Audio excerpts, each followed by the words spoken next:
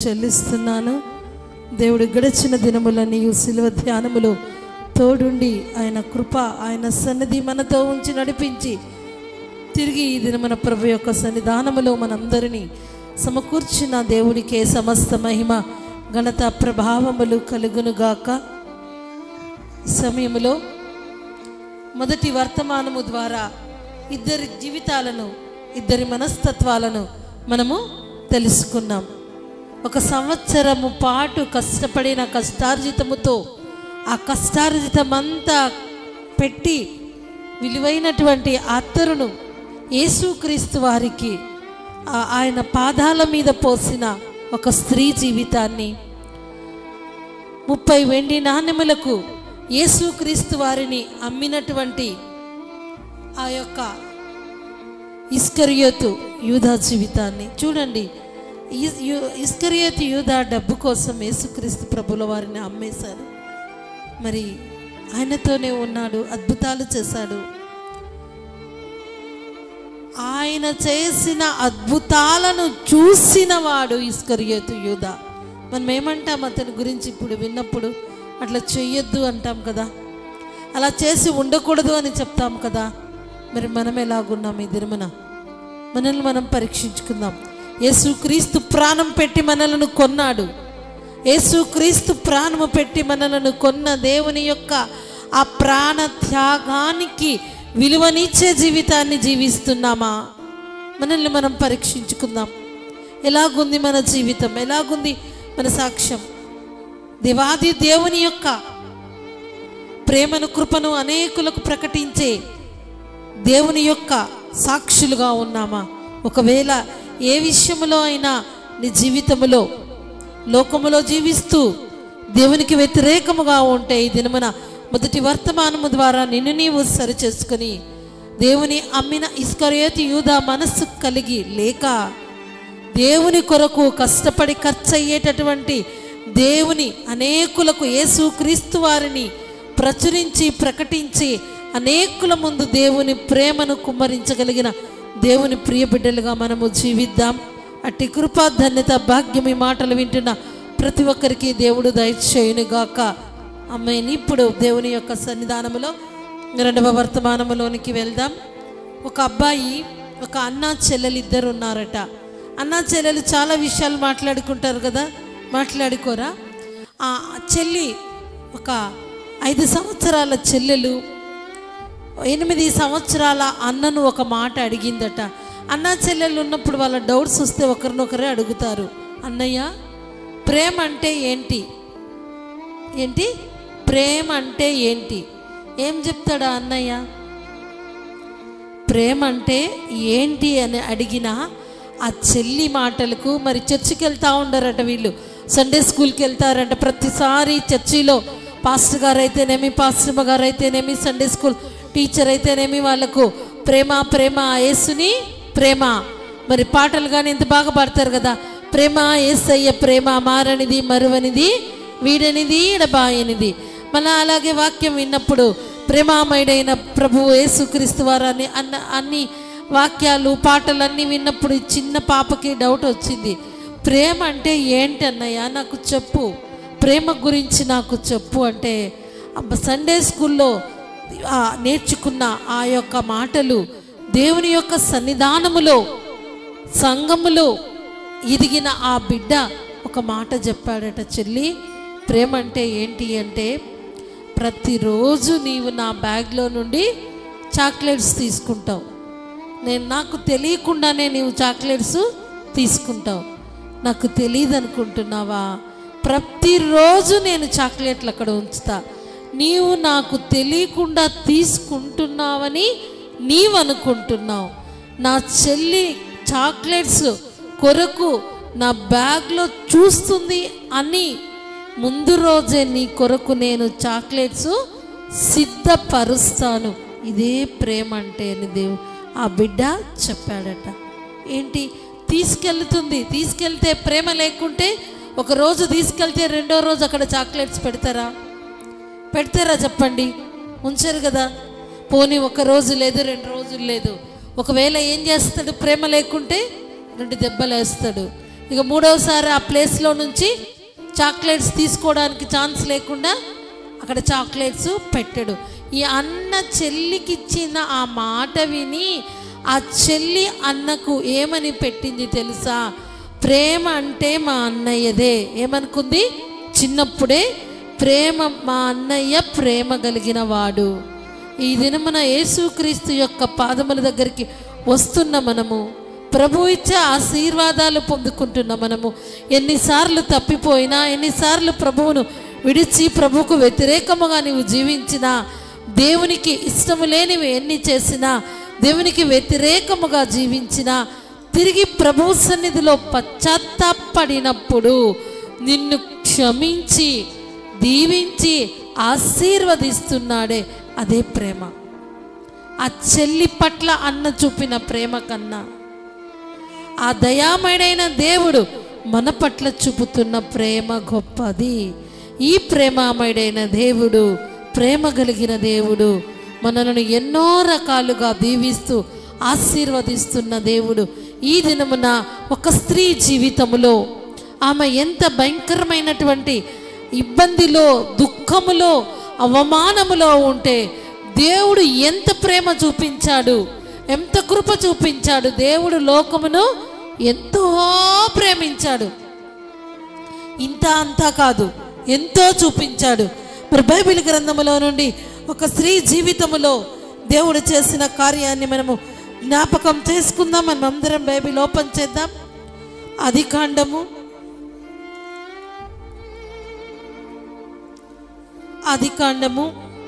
29వ అధ్యాయము 31వ వచనం. లేయా ద్వేషింపబడుట యెహోవా చూచి ఆమె గర్భము తెరిచెను. ఆమేన్. చాలమ్మా. ఆదికాండము 29వ అధ్యాయము 31వ వచనములో లేయా ద్వేషించబడుట ఎవరు చూసి? లేయా ద్వేషించబడుట యెహోవా చూచి ఆమె గర్భము తెరిచెను. ఆమేన్. లేయా నాడు ద్వేషించబడుట చూచిన దేవుడు ఆమె గర్భాన్ని తెరిచాడు. ఏ రకంగా ఆమె ద్వేషించబడిందో తెలుసుకొనక మునుపు ఒక మాట జ్ఞాపకం చేసుకుందాం. ప్రియ బిడ్డ, ఈ దినమున నీ జీవితంలో ఎవరి ద్వారా ద్వేషించబడుతున్నా, దేని ద్వారా ద్వేషించబడుతున్నా, ద్వేషముతో నింపబడి ఎన్ని నిందలు నీ మీద వేస్తున్నా, నీ జీవితంలో ఒక అద్భుత కార్యాన్ని చేయడానికే దేవుడు ఈ సమయంలో నీతో మాట్లాడుతున్నాడు. నిన్ను ద్వేషించబడేటటువంటి ఆ పరిస్థితుల నుంచి విడిపించేవారు మనుషులెవ్వరూ లేకపోవచ్చు. నీ బాధను, నీ మనస్సును అర్థం చేసుకోగలిగిన వారు ఎవరు లేకపోయినా, అలనాడు లేయా ద్వేషించబడుట దేవుడు చూచి ఆమె గర్భమును తెరిచాడు. ఆమె ద్వేషము నుండి విడిపించబడాలి అంటే ఆమె గర్భము తెరవబడాలి. అందుకు ఆమె పట్ల కార్యము చేసిన దేవుడు ఈ దినమున నీ పట్ల గొప్ప కార్యము చేసి నిన్ను ద్వేషించే వారి ముందు ఒక అద్భుతమైన ఆశీర్వాదముగా నింపగలిగిన దేవుడు, మనం ఆరాధించే దేవుడు. లేయా పరిస్థితి ఎలాగుంది అంటే అదే చదువుదాం. 29వ అధ్యాయములో 16వ వచనము చదువుదాం. లాబాను కిద్దరు కుమార్తెలుండిరి. వారిలో పెద్దదాని పేరు లేయా, చిన్నదాని పేరు రాహేలు. లేయా జబ్బు కళ్ళగలది, రాహేలు రూపవతియు సుందరినై ఉండెను. ఇక్కడ ఒక తండ్రికి ఇద్దరు కుమారులు ఉన్నారు. ఆ ఇద్దరు కుమార్తెలు ఉన్నారు. ఇద్దరు కుమార్తెలలో ఈ లేయా ఎవరు అంట? జబ్బు కళ్ళు కలిగింది. ఆమె కళ్ళు జబ్బు కళ్ళు కలిగినవట. ఆమె చెల్లెలైతే చాలా చక్కటి రూపవతి అయినది. మరి ఈ యొక్క కుటుంబంలో ఇతనికి లాబానుకు కలిగిన ఇద్దరు బిడ్డలకు వివాహం చేయవలసిన బాధ్యత ఎవరికి ఉంది? తండ్రికి ఉంది. అయితే ఈ యొక్క నాబాను కుమార్తె అయినటువంటి రాహేలును చూసి మరి యాకోబు ఎంతో ఇష్టపడి నాబాలు తన మామ దగ్గరకు వచ్చి అడిగాడట, నీ కుమార్తెను నేను వివాహము చేసుకోవాలి అనుకుంటున్నాను అన్నప్పుడు, తర్వాత ఇంటికి వెళ్ళాక చదవండి, ఆ మామ ఒక కండిషన్ చెప్పాడు. ఏమన్నాడు తెలుసా? 7 సంవత్సరాలు పని చేయడానికి ఒక ఒప్పందం కుదిరింది. ఎవరి కొరకు? రాహేలు కొరకు. రూపవతి సౌందర్యవతి అయినటువంటి ఆ అమ్మాయి కొరకు పని చేశాడు. ఎన్ని సంవత్సరములు? 7 సంవత్సరములు. 7 సంవత్సరములు వెట్టి చాకిరీ చేసి ఎప్పుడెప్పుడు చేసుకోవాలి రాహేలునని ఆసక్తిగా ఉన్నటువంటి యాకోబు తన మామని అడిగిన తర్వాత ఒక పని చేశాడు. మామయ్య, సమయం అయింది, నేను చెప్పినట్టుగా పని చేశాను, నువ్వు చెప్పినట్టుగా నాకు ఇక వివాహము చెయ్యి అంటే అక్కడ చదివినట్లయితే 23వ వచనాన్ని చదువుదాం. రాత్రివేళ తన కుమార్తె అయిన లేయాను అతని యొద్దకు తీసుకొని పోగా యాకోబు ఆమెను కూడెను. మరియు లాబాను తన దాసి అయిన శిల్పాను తన కుమార్తె అయిన లేయాకు దాసిగా ఇచ్చెను. చాలుమా, అలాగే 20వ వచనం చదువు. యాకోబు రాహేలు కోసము 7 సంవత్సరములు కొలువు చేసెను. అయినను అతడు ఆమెను ప్రేమించుట వలన అవి అతనికి కొద్ది దినములుగా తోచెను. తరువాత యాకోబు, నా దినములు సంపూర్ణమైనవి గనుక నేను నా భార్య యొద్దకు పోవునట్లు ఆమెను నాకిమ్మని లాబానును అడుగగా, లాబాను ఆ స్థలములోనున్న మనుషులందరినీ పోగు చేసి విందు చేయించి రాత్రివేళ తన కుమార్తె అయిన లేయాను అతని యొద్దకు తీసుకొని పోగా. ఇక్కడ చెప్పినట్లుగా 7 సంవత్సరాలు ఎట్లా గడిచిపోయాయట? ఇష్టమైన అమ్మాయి కొరకు పని చేయడము కొన్ని డేస్ లాగా అయిపోయాయట. అడిగినప్పుడు మరి తన మామ ఏం చేశాడు? అందరినీ పిలిచి విందు చేసి రాహేలును ఇవ్వకపోగా లేయానిచ్చి వివాహం చేశాడు. ఒక్కసారి ఆలోచించండి. ఏ స్త్రీనైతే ప్రేమించి 7 సంవత్సరములు పనిచేశాడో, ఎప్పుడెప్పుడు ఆ అమ్మాయితో వివాహం అవుతుంది అనుకున్నాడో, ప్రేమించిన అమ్మాయి రూపవతి అయిన అమ్మాయిని ఇవ్వకపోగా లేయాను జబ్బు కళ్ళు కలిగిన అమ్మాయిని ఇచ్చి చేస్తే ఆ భర్త ఆ భార్యను ప్రేమిస్తాడా? ద్వేషిస్తాడు కదా. ప్రేమిస్తాడా? కోపం రాదా? మరి ఇది పరిస్థితి. ఇలాంటి పరిస్థితి మరి తండ్రి ఏమనుకున్నాడో, ఈ జబ్బు కళ్ళు కలిగిన అమ్మాయిని ఎవరు వివాహం చేసుకోరనుకున్నాడో. మరి అక్కడ అడిగాడు రాహేలు యాకోబు, ఎందుకు ఇలా చేశావు అంటే అతను చెప్తున్నాడు, మా దేశాచార ప్రకారము పెద్ద కుమార్తెకు వివాహము కాకుండా చిన్న కుమార్తెకు చెయ్యము. కింది పక్క వచనాలలో చదివినట్లయితే మళ్ళీ ఆమె కోసము 14 సంవత్సరాలు పనిచేశాడు. 21 సంవత్సరాలు యాకోబు ఒక స్త్రీ కొరకు వివాహము చేసుకోవడానికి బానిసలాగా పనిచేశాడు. యాకోబు బ్యాక్గ్రౌండ్ ఏంది అంటే, యాకోబు ఎవరు అంటే అబ్రహాము యొక్క సంతతి.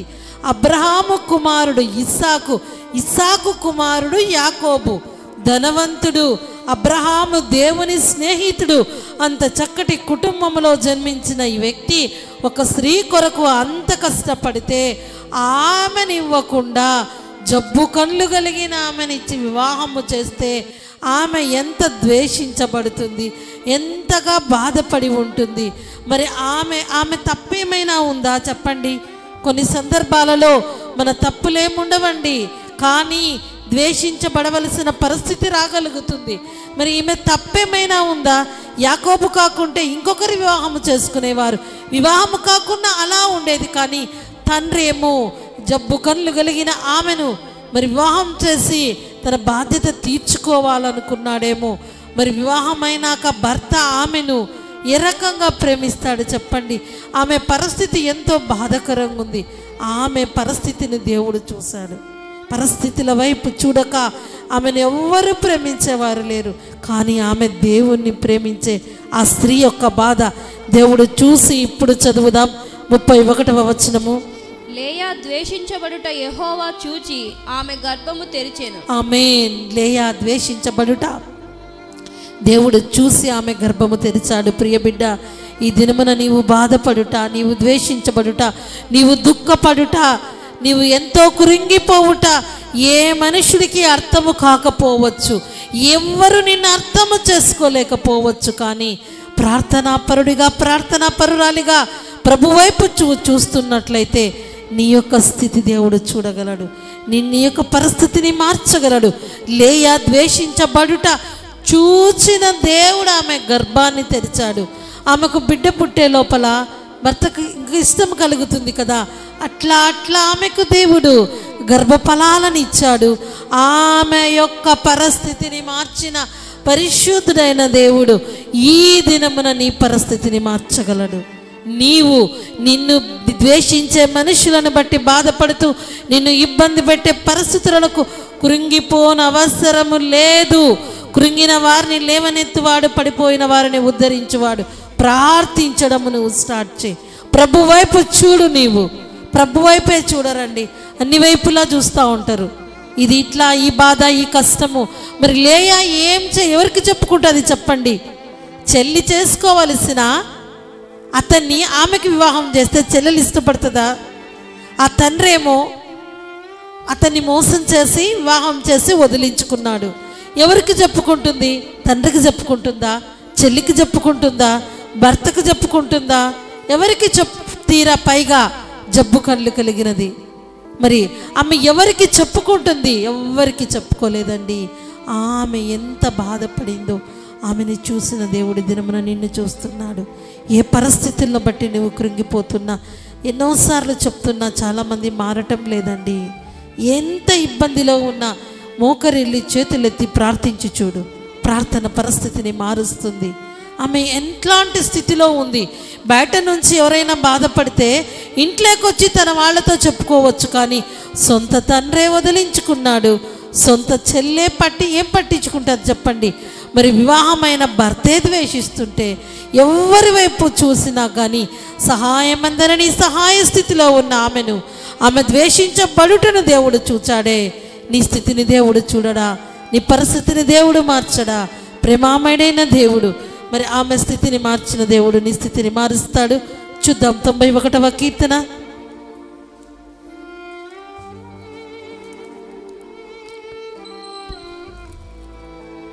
91వ కీర్తన 14వ చరణం చదువుదాం. అతడు నన్ను ప్రేమించుచున్నాడు గనుక నేను అతన్ని తప్పించేదను. అతడు నా నామము నెరిగినవాడు గనుక నేను అతనిని ఘనపరచేదను. ఆమేన్. లేయా ద్వేషించబడుట యెహోవా చూచి ఆమె గర్భము తెరచిన దేవుడు. 91వ కీర్తన 14వ చరణములో అతడు నన్ను ప్రేమించుచున్నాడు గనుక అతనిని నేను తప్పించదను. ప్రియ బిడ్డ, నిన్నెవరు ప్రేమించకపోయినా, నిన్నెవరు ఇష్టపడకపోయినా, నా అనేవారెవరు నీకు లేకపోయినా, నీవు దేవుణ్ణి ప్రేమించగలిగితే నీ ఎట్లాంటి ఇబ్బందికరమైన పరిస్థితుల నుంచైనా, అపాయాల నుంచైనా, నిందల నుంచైనా తప్పించగలిగిన దేవుడు ఉన్నాడు.